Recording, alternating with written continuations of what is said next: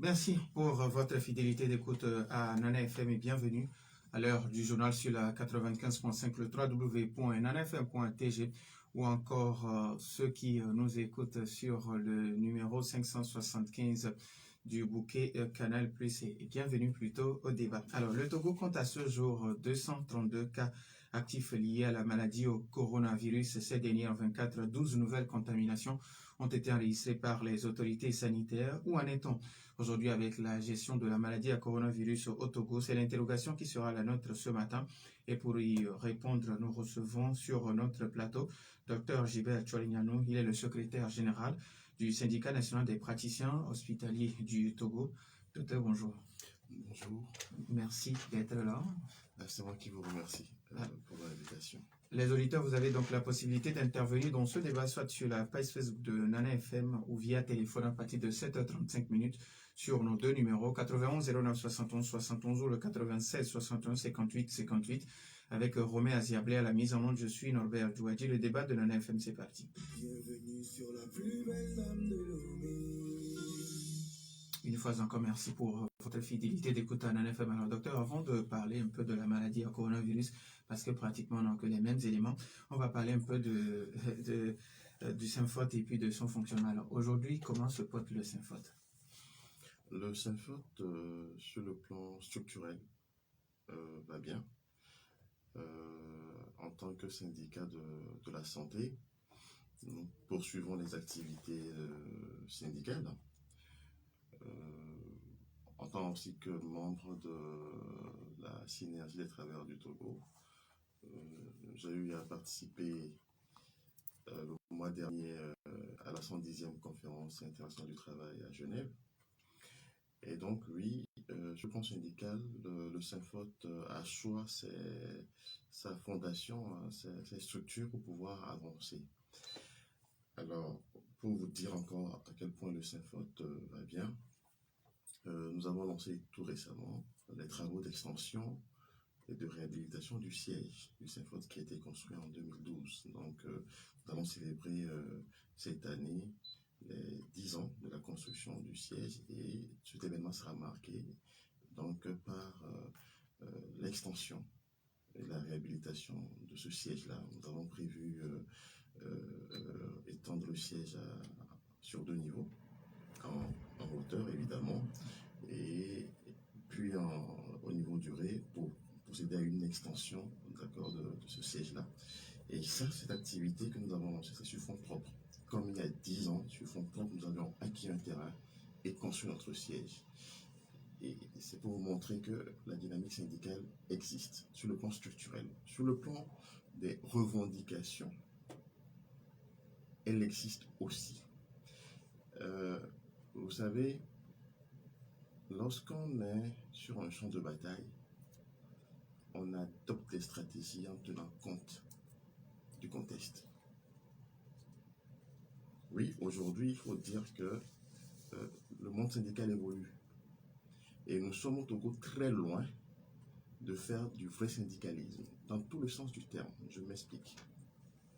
Un syndicat existe parce que des travailleurs adhèrent au syndicat. Et un syndicat n'est légitime pour revendiquer les droits des travailleurs lorsque ces travailleurs adhèrent massivement à ce syndicat et aussi jouent leur rôle de cotisation et de présence effective aux activités syndicales. Mais force est de constater que au Togo, et ça nous le savons, je ne sais pas si c'est parce qu'il y a eu un passé où il y a eu des soucis, mais la plupart des Togolais se désintéressent de ces genres d'activités. Même l'association que vous créez, vous voyez que les gens ont de la peine à cotiser. Alors, la question est de savoir, est-ce que nous, Togolais, nous sommes devenus assez pingres ou bien nous n'avons pas la culture de l'action associative ou syndicale? Je ne sais pas si vous me comprenez. Je vous mets à défi aujourd'hui de me dire quel syndicat au Togo, en dehors du Synfot évidemment, a une base réelle de données de ses membres et peut prouver que ses membres cotisent réellement chaque année. Et quelle montant les membres cotisent. Nous ne pouvons pas continuer par faire de la surenchère. Nous devons, si nous voulons vraiment faire les choses bien, nous devons commencer par nous interroger sur comment est-ce que, sur le plan syndical, nous devons fonctionner. Et quand on parle de syndicalisme, ce n'est pas du populisme, ce n'est pas de l'anarchie. Il y a des tests. Et donc, je voudrais bien que nous puissions parler de ça. C'est tout cela qui fait un syndicat. Il y a 10 ans, Synfort est né en 2005. Le contexte législatif, le contexte textuel n'est pas le même en 2022. Nos tests ont bougé. Le gouvernement, je vais le dire simplement, a appris du passé. Les manquements qu'il y avait dans les tests et qui permettaient certaines choses, mais le gouvernement, avec les législateurs, ont pris le temps d'essayer de combler ces manquements-là. Aujourd'hui, les articles sont écrits pour pouvoir combler ces manquements. Donc, nous ne pouvons pas continuer avec les mêmes stratégies. Alors, comment vous trouvez ces tests qui régissent aujourd'hui la vie syndicale avec la réorganisation du gouvernement? Est-ce que le Synfort trouve-t-il que ces nouvelles donnes vont bien? Le Synfort n'a pas jugé de cette nouvelle donne. Je vais vous dire pourquoi. Vous savez, je suis de ceux qui pensent que toute difficulté est une opportunité. Nous pouvons parler du fait que certains aspects de ces tests sont trop restrictifs. D'accord? Mais nous pouvons aussi bien regarder ces tests, voir que nous avons une opportunité de faire le syndicalisme. Laquelle, par exemple? Quand les tests disent, par exemple, qu'il est important que chaque syndicat fournisse la liste de ses membres. Et que dans un secteur, un syndicat ne peut être majoritaire que lorsque il a au moins la majorité, plus un des membres du secteur qui ont intégré le syndicat. C'est normal. Je ne sais pas si vous comprenez. On ne peut pas vouloir le beurre, l'agent du beurre ne peut être capable de se sacrifier. Les travailleurs ne veulent pas adhérer au syndicat, mais ils attendent que les syndicats luttent pour eux. Est-ce qu'on se comprend? Nous ne pouvons plus continuer comme ça.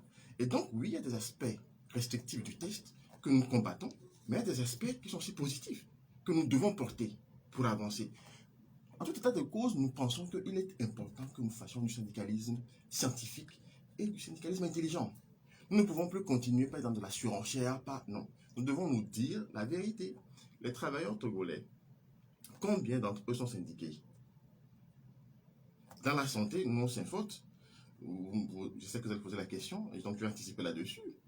Dans la santé, nous avons plus de 12 000 agents de santé. Aujourd'hui, au Togo, en 2022, nous sommes à peu près 12 000 agents de santé. Le Synfort a une base d'adhérents de 8 000 agents. Et nous continuons la syndicalisation de nos membres pour avoir plus encore. Mais sur ces 8 000 agents de santé qui sont dans la base du Synfort, ce n'est pas tous les 8 000 qui cotisent chaque année. Est-ce que vous comprenez? Vous avez de la peine à avoir des cotisations. Mais nous avons quand même un noyau qui, chaque année, cotise. Et ce qui fait que nous sommes capables de lever des fonds. La preuve, sur les primes Covid que nous avions reçues de la part des autorités, 2020-2021, ça nous a permis de lever sur chaque année à peu près 15 millions de francs CFA, puisque nous avions demandé aux volontaires de contribuer, et donc des gens ont cotisé 7 000 francs par personne, donc des volontaires ont bien voulu donner. Et donc sur les 2 ans, nous avons pu lever 30 millions qui nous ont permis de lancer les travaux d'extension de notre siège. Donc vous comprenez que le syndicalisme ne peut pas se faire en dehors de la contribution des travailleurs. Mais au même moment, il est important que nous puissions respecter aussi les règles du jeu. Vous savez, à Genève, c'est le tripartisme. C'est la négociation, c'est le dialogue. On se parle. Et c'est comme ça qu'on avance sur les lois et les droits. La preuve, c'est qu'à la 110e convention, aujourd'hui, la santé, sécurité au travail est aujourd'hui considérée comme le 5e principe et droit fondamental au travail. Obligation est faite à tous les pays d'en faire quelque chose d'important. Et donc, oui, on a demandé prestamment à tous les États membres de l'OIT de mieux traiter le corps soignant en lien avec la pandémie. Puisqu'on s'est rendu compte que le corps soignant, le personnel soignant n'était pas bien traité, qu'il y avait un manque de motivation et qu'on avait la fuite de cerveau partout ailleurs. Nous avions une migration du sud vers le nord parce que le sud estime que le nord est mieux nanti et au nord, les infirmiers, les médecins estiment qu'ils sont mal payés et ils font des mouvements de grève aussi. Donc vous comprenez qu'aujourd'hui, le débat de la rémunération du personnel soignant est un débat qui est international. Et des pays prouvent qu'ils font des efforts pour augmenter la rémunération du personnel soignant, pour améliorer leur statut, d'où la fonction publique hospitalière, puisque le personnel soignant a des tests propres à lui. Et c'est cette lutte-là que nous menons au Togo. Depuis 2018, lorsque nous avions pris part au groupe de travail, il y a eu des recommandations qui sont sorties. Et parmi ces recommandations, il y a entre autres le fait que nous devions migrer impérativement et obligatoirement vers la fonction publique hospitalière et que cette migration devrait se faire en tenant compte d'une certaine revalorisation de certaines primes en attendant que nous puissions avoir les tests. De la même manière, nous avions pris acte qu'il était important de recruter des gens pour pouvoir soutenir le système de santé. Et ces recommandations stipulaient clairement qu'il fallait recruter à peu près 4838 agents de santé sur 4 ans. Aujourd'hui, 2022, année butoir de l'échéance, parce que c'était de 2018 à 2022. En l'espace de 3 ans, le gouvernement, je parle du ministère de la Santé, a pu organiser 2 concours et a recruté 1700. Donc il reste aujourd'hui à prendre 3128 agents pour le compte de l'année 2022. Et pour nous, ça, ce n'est plus négociable parce que le gouvernement s'est engagé dessus. Et donc pour nous, nous attendons que le gouvernement, le ministre de la Santé, lance ce concours-là pour recruter les 3128 agents de santé avant la fin de l'année et qu'on ait les résultats avant la fin de l'année. Ça y va de la crédibilité de la parole du gouvernement. Si le ministre de la Santé ne le fait pas, ça voudrait dire aux yeux de tout le monde qu'ils n'ont pas tenu parole. Et ce serait un précédent très fâcheux pour nous tous. Donc oui, nous sommes dans l'action syndicale, nous ferons en sorte que ces éléments soient pris en compte. Et ce qui est encore important pour nous, et nous l'avions dit, c'est la revalorisation de la rémunération des personnels soignants. Ça, c'est un fait, on ne peut pas passer à côté. Et c'est même pour ça que pour essayer d'améliorer intensément pour les conditions de vie et de travail, nous avions envoyé un courrier au ministre de la Santé qui a permis d'aller vers la formulation d'un arrêté qui nous a permis de réglementer un peu l'exercice des services de garde. Parce que, ça peut vous surprendre, depuis des années, notre pays ne dispose pas de tests qui réglementent les services de garde. Donc aujourd'hui, avec les événements que nous avions eus, avec le fait que la population, excusez-moi de le dire, n'étant pas forcément au courant de beaucoup de choses, s'en prend tout le temps au corps soignant, alors que nous sommes en nombre très insuffisant. Nous sommes soumis à faire des gardes de 24 heures. Vous allez au travail à 7 heures, vous repartez le lendemain à 7 heures du matin, parce que le nombre est insuffisant. Et donc, lorsqu'il y a des dégâts qui se produisent, on s'en prend toujours au corps soignant. Nous avions décidé de faire en sorte que maintenant, les règles soient respectées. Et dans les règles, on ne doit pas faire plus de 12 heures de garde. C'est conventionnel, aussi bien les jours fériés, les week-ends, que les jours ordinaires.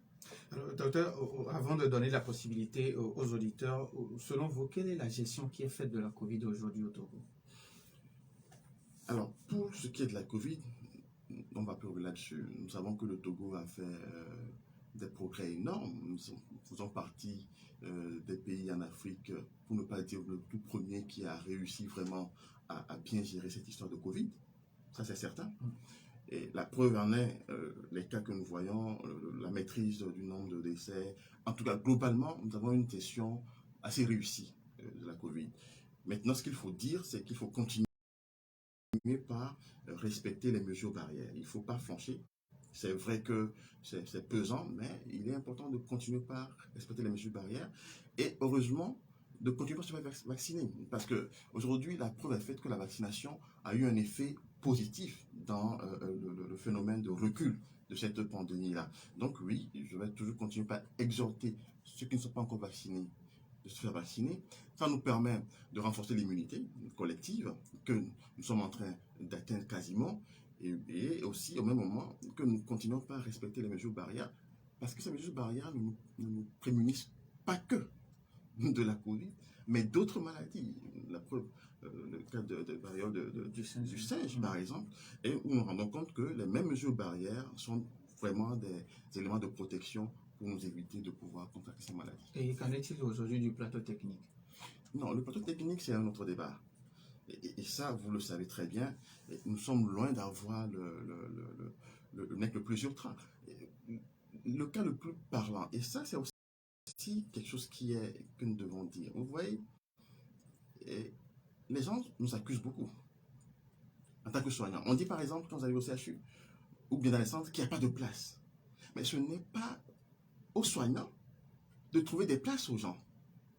Ça, c'est du ressort de l'administration hospitalière et du ministère de la Santé, de pouvoir faire en sorte qu'on ait les infrastructures pour pouvoir abriter, accueillir les gens.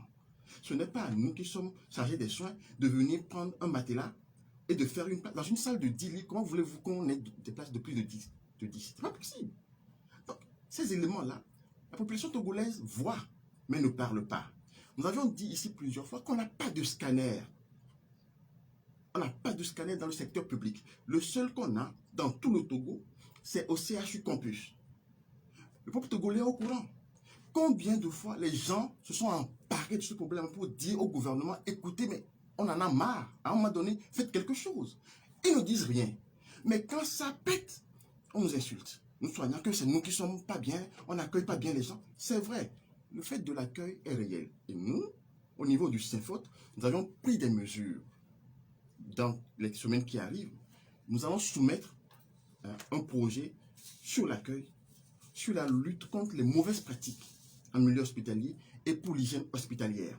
Ce projet, nous allons le soumettre et allons demander à des partenaires de nous aider à le financer pour pouvoir aller sur le terrain, former nos camarades à l'accueil, à mieux accueillir les gens, à mettre fin aux mauvaises pratiques, les raquettes, à vendre des médicaments, des trucs comme ça, ce que les gens nous reprochent. D'accord? À mettre fin à cela, mais aussi à veiller à l'hygiène hospitalière. Et quand on parle d'hygiène hospitalière, mon cher ami Norbert, et quand on parle de l'accueil, ce n'est pas que le personnel. C'est la structure. Regardez combien d'hôpitaux togolais sont dans des états de propreté. Non, il n'y en a pas. Nos hôpitaux sont sales. Ils sont très sales. Ce n'est pas normal. Combien d'hôpitaux togolais disposent en leur sein de salles avec des moustiquaires? Alors que nous-mêmes, nous parlons de moustiquaires pour lutter contre les maladies, contre le paludisme. Combien de nos salles ont ça? Ça encore, c'est le problème des soignants. Quand on parle d'accueil, ce n'est pas que ça. Quand on parle d'accueil, on parle aussi de quoi? On parle aussi de faire en sorte que lorsqu'on arrive dans un hôpital, on puisse savoir comment s'orienter, qui vous reçoit. C'est un ensemble de choses. Et ça ne peut pas être le seul fait des soignants. Nous ferons notre part, nous sommes engagés dessus. Mais il est important que chacun des acteurs qui interviennent dans le secteur de la santé fasse sa part, notamment le gouvernement et aussi les usagers des hôpitaux.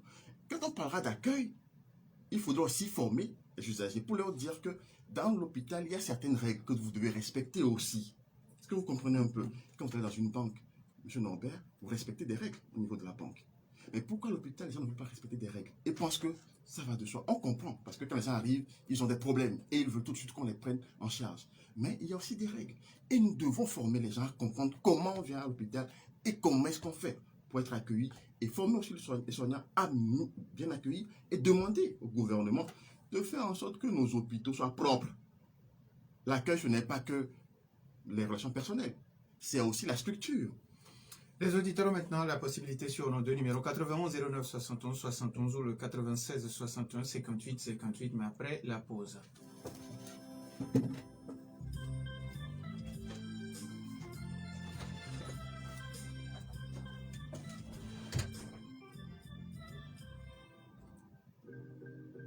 Savez-vous que vous pouvez faire des études supérieures de qualité comme en France et obtenir un diplôme français tout en étant à Lomé? C'est vrai, exactement, et c'est enfin possible à ESAM.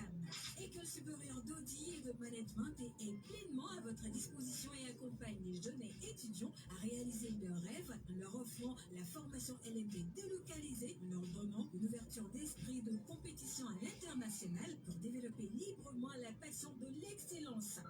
ESAM dispose des filières en expertise comptable, d'affaires et des collectivités territoriales, comptabilité, contrôle et audit. Choisir ESAM, c'est garantir l'avenir de vos enfants. ESAM est situé sur l'avenue Nicolas Kruniski, près de l'ancien hôtel de ville de Lomé. Avec ESAM, c'est 100% d'employabilité. Contact 22 21 16 16 90 18 05 50. ESAM, la passion de l'excellence.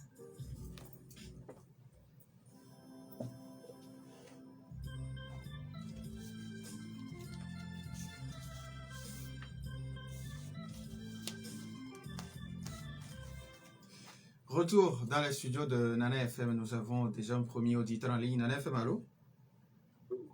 Allô? Pélé, bonjour. Bonjour. Oui, allez-y, on vous écoute. Bonjour, monsieur Pelé. Ok, bon, je courage de cette situation. Je pense qu'aujourd'hui, tout le Togolais doit comprendre que le Togo va mal. Très mal parce que je ne sais pas, j'espère qu'aujourd'hui vous serez encore sur ces antennes de créer des efforts de la mauvaise gestion de nos hôpitaux.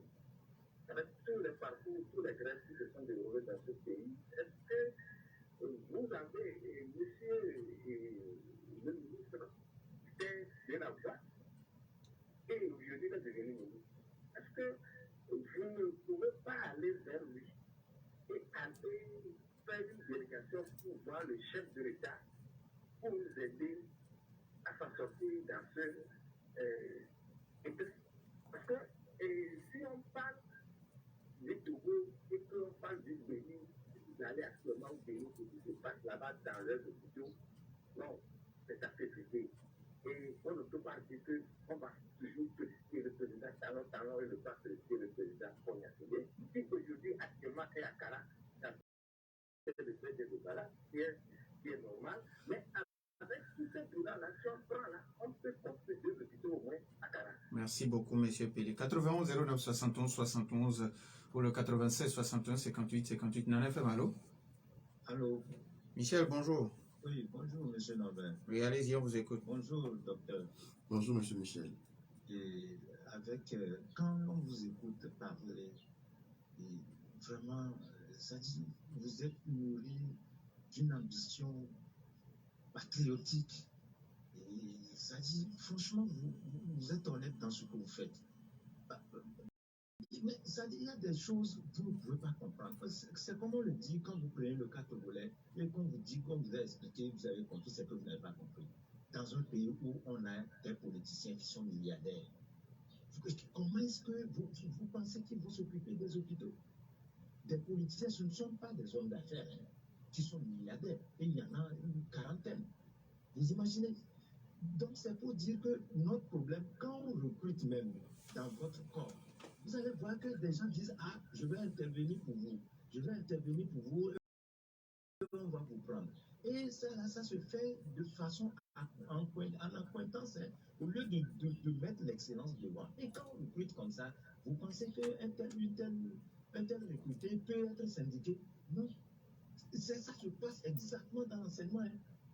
Parce que les gens ont peur de dire, ah, vous, on vous a aidé, vous avez été recruté pour être fonctionnaire et maintenant vous retrouvez dans l'autre groupe là. C'est comme si on fait du mal aux Togolais en les faisant syndiquer. C'est incroyable, c'est hallucinant. Ça dit, c'est un pays qui vraiment est atypique. Yes. Merci beaucoup, Michel. 91 09 71 71. Papa Sibiti, allô? Vous êtes sorti. Bonjour, mon président de docteur. Bonjour, Papa Sibiti. Bonjour, Papa Sibiti. Bonjour, mon directeur journaliste. Papa Sibiti, comment allez-vous? Vraiment, je vais vous faire quitter les minants pour être cabinet parce que c'est les cabinets qui sont les minants. Bon, en tant que vraiment, ça dit pour vos initiatives. Vous êtes allés même construire un centre ou bien des centres. Ce que, depuis la naissance des hôpitaux, personne n'a jamais pensé à ça. Que Dieu vous bénisse abondamment. Maintenant, ce que je voudrais vous demander, c'est incroyable. Avec les gens vont à l'hôpital à 4 heures, à 5 heures, compte tenu cela. Est-ce que vous ne pouvez pas prévoir quelques places, faire tout biologie pour nous, quelques moments pour que quand on arrive, on puisse nous soigner. Je remercie le colonel Niloa. Bon, maintenant pour le coronavirus, vraiment, vous avez fait mon docteur. Il faut que tous les Congolais soient reconnaissants. Hein? Il faut continuer, c'est ce que j'ai toujours dit. Mais voyez comment vous pouvez faire.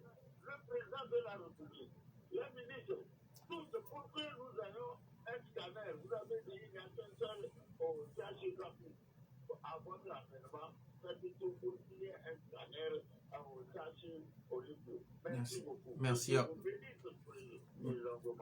Merci également à vous, Papa Sibiti. 91 09 71 71 ou le 96 61 58 58. Les auditeurs ont toujours la possibilité de nous appeler. Nana FM, allô? Allô? Oui, bonjour. Oui, monsieur Norbert. C'est Monsieur Kokou. Ouais. Monsieur Kokou, comment allez-vous? Pas très bien. Alors, on vous écoute. Je salue le docteur. Bonjour, monsieur Kokou. Monsieur le docteur.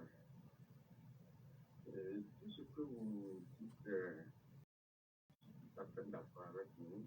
Mais quelque part, je suis d'accord avec vous. Monsieur Kokou, vous voulez bien parler un peu plus fort, s'il vous plaît, parce qu'on a du mal à vous recevoir. D'accord. Je disais que tout ce qu'il a dit, je suis d'accord, mais là où il a pointé du bas la population, que nous ne connaissons pas, nous ne pouvons pas suivre, là où je ne suis pas d'accord avec lui. D'accord. Dans ce pays, eux-mêmes, les agents de santé, ils ont fait grève qu'on améliore les choses dans le centre de santé. Eux-mêmes, les agents de santé, que l'État fasse pour amener des matériels compétents pour qu'ils puissent faire le travail. Mais c'est ce qu'on a constaté. On ne les a pas écoutés. Et même nous, la population, moi-même, j'ai été victime à ce point là-bas. Et transporter un patient.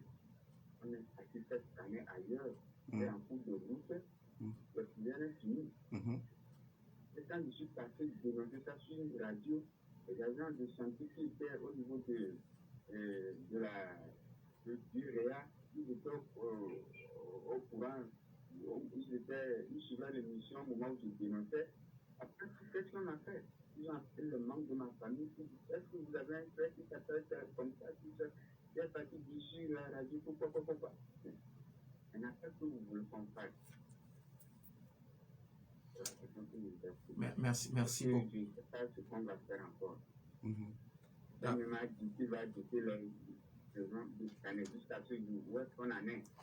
Bon, merci beaucoup, Monsieur Kokou. Le docteur va vous répondre tout à l'heure. On prend la toute dernière auditrice. Madame Essi, bonjour.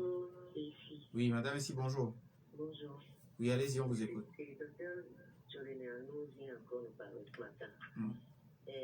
C'est sous ses yeux, sous les yeux du Saint-Fond, qu'on a privatisé le seul hôpital public qu'on a, et même la seule morgue, pratiquement. On les a privatisés sous leurs yeux, là. Ils n'ont rien dit, ils n'ont pas protesté. En France, et ça ne se passe pas comme ça. Tu vas dans tous les hôpitaux de France, on te fait des traitements de 50 millions, des opérations, tout ça, tu ne donnes pas un rati. Tu ne payes rien parce qu'il y a la sécurité sociale et tout le reste. Maintenant, on a privatisé les seuls trucs qu'on a, qu'ils n'ont jamais rénové ou mis en point, quoi. Et comment ils posent ça? Et les hôpitaux sont gérés par des soldats encore, même s'ils sont militaires, et c'est trop criard. Moi, j'ai un patient, j'ai une nièce au campus actuellement. Les examens, les simples examens qu'on nous demande au campus, je fais l'aller-retour à tout point pour les faire. Pourquoi? Merci beaucoup, Madame Essi. Je peine pour transporter le bilan, c'est-à-dire NSS, des bricoles, à tout point. Pour faire ça et revenir encore chez eux. Merci beaucoup, Madame. Merci beaucoup, Madame Essi. Merci. Alors, docteur, vous allez commencer avec la dernière auditrice, Madame Messi. Voilà. D'ailleurs, que je salue au passage. Bonjour, Madame Messi. Non, juste lui dire, elle a dit elle-même les choses. En France, par exemple, vous avez la sécurité sociale qui vous permet d'aller vous faire soigner sans payer. Enfin, parce que vous avez une carte. Je ne vais pas donner le nom de la carte, mais vous avez une carte qui vous permet d'avoir des soins. Alors, elle a dit également que ce n'est pas le cas au Togo d'ailleurs. Elle a dit qu'en dehors de l'INAM, pour les fonctionnaires et pour d'autres personnes, les assurances, c'est pour ceux qui travaillent et dont les sociétés ont souscrit, donc au niveau des assurances, pour l'assurance maladie. Mais la population, le reste de la population n'a pas d'assurance. C'est maintenant qu'on parle de la couverture maladie universelle qui doit arriver à permettre à ce que tous les Togolais puissent aller se faire soigner. Et Madame Messi a dit quelque chose. Elle a dit par exemple que lorsqu'on a privatisé la morgue, qu'on était là qu'on n'a pas réagi. Non, ce n'est pas qu'on n'a pas réagi. Vous savez, la gestion de la morgue peut se faire par des privés. C'est pas un problème. Parce que vous comprenez. Maintenant, encore faut-il que dans la convention de gestion, de cession de gestion, on définisse clairement les choses. Nous, pourquoi est-ce que le débat sur la morgue, moi, ne m'intéresse pas? Je suis un médecin formé pour sauver des vies, pour que des gens vivent, pas pour pouvoir remplir les caisses de la morgue. Si le ministre de la Santé décide d'aller, comment on dit ça, réfectionner la morgue, d'autant plus que cette morgue-là, quand vous êtes à l'hôpital, la puanteur qui en sortait était insupportable, peut-être de la pédiatrie. Comment voulez-vous que moi je m'oppose à ça? La morgue était très sale, elle sentait. D'accord, vous comprenez? Mais je ne suis pas formé pour les morts, je suis formé pour sauver des vies. Donc, à chacun son choix. Nous avions dit pourtant que nous aurions souhaité également qu'on fasse autre chose. Après la morgue, qu'on s'occupe des services de soins aussi, en l'occurrence. Vous comprenez ce que je dis? Donc, c'est de ça dont on parle. Aujourd'hui, il se fait que nous avons certains départements qui ne sont pas totalement développés au niveau des soins, du système de santé au Togo. Nous devons nous le dire. Et ça fait des années que le Saint-Foc le dit. Ce n'est pas nouveau, M. Norbert. Des fois, j'ai de la peine à reprendre. C'est comme si c'est les mêmes chansons que nous chantons tout le temps, mais que les gens ont de la peine à écouter. Ce qui est sûr, la vie n'a pas de prix, mais la santé a un coût, M. Norbert. On ne peut pas demander à ce qu'on fasse que du social. Quelqu'un doit payer quelque part. La santé coûte très cher. C'est que ça coûte très cher en fait. Mais les gens pensent que non. Un médecin doit consulter à 200 francs, à 600 francs. Mais un médecin qui fait bac plus 8, bac plus 14, qui consulte à 600 francs, qui paye le reste. On parle du social, mais il faut quand même essayer d'équilibrer les choses. Ça m'amène à répondre, à aborder la question de M. Coco. Je crois qu'il parlait de scanner. Voilà. Ils allaient faire. C'est des choses qui sont inadmissibles. Un CHU ne peut pas ne pas avoir de scanner. Et le problème qui se passe à tout coin, je ne comprends pas. Les gens vont dire que oui, ce sont les soignants eux-mêmes qui ont saboté le scanner qui avait été acheté. C'est des mensonges. C'est des mensonges. Alors, si le gouvernement sait, les gens savent que des gens ont saboté le scanner, pourquoi on ne les arrête pas? D'autant plus que lorsque un infirmier vend une seringue ou un médecin pratique un acte illégal, tout de suite, on prend son nom, on le sanctionne. Lorsque des gens sont... Après, la dernière fois, on a trouvé des médicaments dans les sacs de certains employés. Ils ont eu une mise à pied. Vous comprenez ça? Et vous savez que des gens ont saboté un scanner. Et vous ne leur dites rien, vous ne leur faites rien. Et vous criez là-dessus. Mais ça n'a pas de sens. Ce sont des mensonges qui ne tiennent pas la route. Je pense que ce problème doit être réglé autrement. Nous disons simplement, si des gens sont fautifs de quelque chose, qu'on les sanctionne. Si la preuve est faite que tel médecin a saboté le scanner du CHU, pourquoi on ne l'arrête pas? Et qu'on comprenne pourquoi il l'a fait. Pourquoi demain d'autres ne le fassent plus? Alors, qu'est-ce qu'on protège? La question est là. Pourquoi on ne l'arrête pas? Donc, moi, je pense qu'aujourd'hui, c'est des arguments qui ne doivent plus avoir, qui ne doivent plus prospérer, quoi. Il faut qu'on soit assez sérieux pour avancer. À moins qu'on ne veuille pas faire des choses et qu'on se réfugie derrière des arguties, franchement, à dormir debout. Non, sinon, on peut avancer. Et M. Kokou l'a si bien dit. Vous savez, quand un malade doit faire un scanner, il y en a qu'on ne peut pas déplacer normalement. Vous le déplacez parce que c'est important de faire le scanner, mais il peut mourir. Vous savez combien de malades sont morts en cours pour aller faire le scanner ailleurs? Parce qu'il y en a pas au CHU tout coin. La liste est très longue, on peut la faire. Hein? Et ça n'interpelle personne. Quand il dit qu'est-ce que nous voulons qu'il fasse, mais je vais être très clair. Il y a des pays où les gens avaient des appareils de radiothérapie. Un appareil. L'appareil est tombé en panne, les médecins l'ont évoqué. Dans les jours qui ont suivi, ce ne sont plus les médecins qui sont montés au créneau. C'est la population qui a demandé au gouvernement d'agir. Et dans 3-4 jours, le gouvernement a acheté 2 appareils de radiothérapie. Vous comprenez ça? Donc, il faut que le Togolais sache ce qu'il veut aussi. Nous sommes, nous, accusés. Et ce qu'on nous reproche, nous sommes déterminés à les changer. Et je le dis, je ne suis pas pour les comportements de vente de médicaments, des actes illicites. Je suis contre. Je suis contre le mauvais accueil. Mais je veux aussi qu'on reconnaisse que nous sommes débordés en tant qu'agents de santé. Nous sommes débordés, nous sommes épuisés. On ne peut pas faire plus que ce qu'on fait actuellement. Et on n'est pas responsable du nombre de places dans les salles. On n'est pas responsable de l'état de nos salles. De toute façon, il est important qu'on sache aussi que ceux qui sont agents d'entretien sont responsables de la propreté des lieux. Et nous devons œuvrer ensemble à cela. Et on ne peut pas le faire sans le gouvernement. C'est ensemble que nous devons en fait travailler pour changer les choses, pour le bien de notre population. Monsieur Sibiti, Papa Sibiti, qui lui va à l'hôpital déjà à 4 h du matin pour ses soins.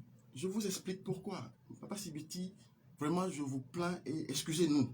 Je peux vous demander pardon et avouer à tous les patientes togolaises et togolais qui subissent ça.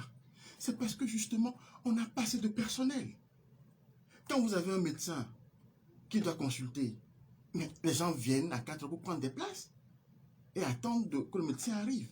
Vous comprenez? Et ça pose un problème. Donc, il nous faut du personnel. Il faut que nous puissions... Il y a des pays qui se sont dit, par exemple, qu'ils veulent former 1000 spécialistes sur 5 ans et qui financent leur formation. Il y a des pays qui disent qu'ils veulent former des infirmiers spécialisés en tel. Et on finance. Je n'ai pas connaissance d'une planification telle au Togo. J'en ai pas. Maintenant, oui, on peut nous le dire au ministère s'il y en a et qu'on comprenne combien de médecins spécialistes dans tel domaine doivent être formés d'ici 2025, combien de spécialistes doivent être formés d'ici 2025. Qu'est-ce qu'on fait pour les accompagner? Je ne sais pas. Il ne suffit pas de créer les écoles de fonction paramédicale. Encore quand on les crée, ces écoles-là, ce qui est une bonne chose, assurons-nous de faire en sorte que les élèves formés là puissent être recrutés aussi et qu'on leur garantisse des conditions de travail adéquates. Je ne sais pas si vous comprenez un peu. C'est un ensemble de choses. On ne peut pas faire semblant. Nous devons regarder le problème de la santé une fois pour toutes, de manière sérieuse. Alors, Michel qui pense que c'est parce qu'il y a beaucoup plus de corruption dans le domaine. C'est pour ça que nous disons que nous allons lutter contre la corruption. Et ce n'est pas qu'au niveau que des soignants. Je le répète, hein. La corruption n'est pas au niveau exclusivement que des soignants. Ça va au-delà. Tout le système de santé doit être à l'abri de la corruption. Nous devons lutter contre. Et c'est une lutte assez importante. Le phénomène aussi également de l'absentéisme. Nous devons aussi lutter contre. Vous savez, je ne vais pas faire semblant. Moi, je suis prêt à aborder les problèmes de face et de front. Je ne vais pas dire parce que je suis soignant, je vais préserver les soignants. Non. S'il y a des choses que nous faisons qui ne sont pas bonnes, nous devons les corriger. Et nous nous engageons à les corriger. Mais au même moment, on ne va pas ployer, subir les incuries du ministère de la Santé. Il y a des choses qu'on doit faire. Si on ne les fait pas, on ne va pas subir. C'est fini ça. On ne subira plus. On ne va plus mourir de la surcharge du travail. Et comme l'autre fois je l'ai dit à Thiviers, nous allons éduquer la population et expliquer les choses aux gens. J'ai fait comprendre aux gens qu'il y a eu un événement qui s'est passé à Takpami qui est très parlant. Quand une dame arrive pour une rupture utérine, le monsieur demande qu'on la sauve. Et oui, tout bonnement, l'anesthésiste qui est une femme avait des produits, d'accord, et elle les a utilisés pour qu'on puisse sauver la dame. Évidemment, malencontreusement, il y a eu certains agents de santé, un infirmier, un garde malade, qui ont eu le malin plaisir de vendre une alaise ou bien de vendre une seringue, ce qui n'est pas acceptable. Ça, je le dis, ce n'est pas acceptable. Une fois qu'on a sauvé la dame, l'anesthésiste demande à ce que le monsieur aille maintenant prendre l'ordonnance qu'on lui avait faite, qu'il ne pouvait pas acheter à l'époque, qu'elle aille honorer l'ordonnance et lui restituer les produits qu'elle a utilisés, ce qui est normal. Mais comme le monsieur avait déjà remis 2000 francs à un infirmier et à un garde malade, il est allé se plaindre pour dire qu'on est en train de vouloir l'arnaquer. Et du coup, on a sanctionné l'anesthésiste, l'infirmier et le garde malade. Entre-temps, le garde malade, avec cette sanction-là, a fait un accident, il est décédé. Parce qu'il allait travailler, parce qu'il y a eu une... Je passe les détails. Ça, par exemple, on ne peut voir que l'acte de vente d'alèse ou de seringue. On ne voit peut-être pas ce que l'anesthésiste a fait pour sauver. On pense que c'est une pratique illégale. Donc, je demande aux agents de santé, à compter d'aujourd'hui, par votre honte, comme je l'ai dit la dernière fois à TV, nous ne sommes pas des pharmacies ambulantes. Personne ne doit venir à l'hôpital avec un médicament. Non, non, non. Venez à l'hôpital faire votre travail. S'il n'y a pas de médicaments à l'hôpital et que vous en avez besoin, dites aux accompagnants d'aller voir l'administration hospitalière. S'ils ne peuvent pas trouver la solution, ils n'ont qu'à le ministère de la Santé. Parce qu'à un moment donné, il faut qu'on arrête. Lorsqu'on veut faire du bien et qu'on nous accuse du mal, c'est pas normal aussi. Au même moment, tous ceux qui ont la vilaine habitude de vendre des produits à l'hôpital aux accompagnants, aux malades, il faut qu'ils arrêtent aussi. Pour que tout cela change. Mais ce qui est réel, c'est qu'on ne peut plus continuer comme ça. On doit revaloriser le traitement salarial du corps soignant. On doit améliorer le plateau technique. Et sur ce point-là, M. Norbert, nous sommes déterminés à aller jusqu'au bout. D'autant plus que le gouvernement a pris des engagements assez formels. Et on attend à ce qu'ils tiennent parole. Et nous croyons qu'ils vont tenir parole. De toutes les façons, nous ne sommes pas pour la grève. C'est la dernière arme qu'on puisse utiliser. Parce que la grève dans la santé a des conséquences très fâcheuses. C'est des vies humaines que nous mettons en jeu. Nous ne sommes pas pour la grève. Mais si on doit y arriver, je vous le dis aujourd'hui, ce sera de la seule faute de notre ministère de la Santé. Nous disons merci au Dr Gilbert Tcholignano, secrétaire général du syndicat national des praticiens hospitaliers du Togo. Merci également à vous pour votre fidélité d'écoute. Je suis Norbert Djouhadi. Merci à Romain Aziablé pour la mise en œuvre de bonne suite de nos programmes.